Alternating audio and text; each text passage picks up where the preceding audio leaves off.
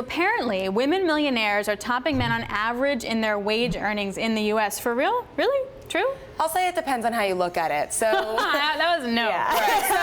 Right. So the way that the data looks at it, they're actually looking at IRS data from 2016. So this is a couple years ago.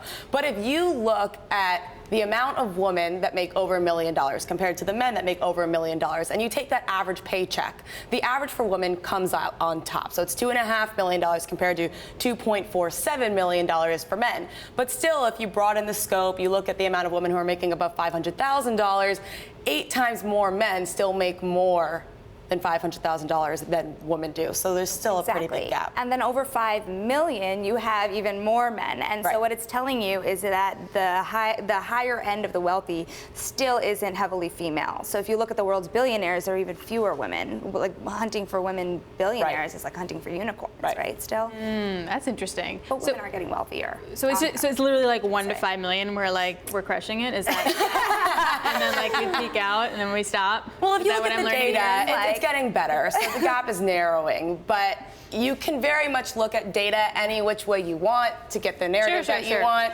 but it's getting better, but there's still a big difference. What I also find it interesting, though, too, is that it's such a push to sort of cater to women millionaires, right? Like in terms of they live longer, they divorce men, they outlive men, they have their own money, they have over $1 million, therefore, like, there are all these products now we have to have for us. There's no wealth manager in the world right now that's not looking at women and saying, you're our demographic, noticing that they're earning more on average, right?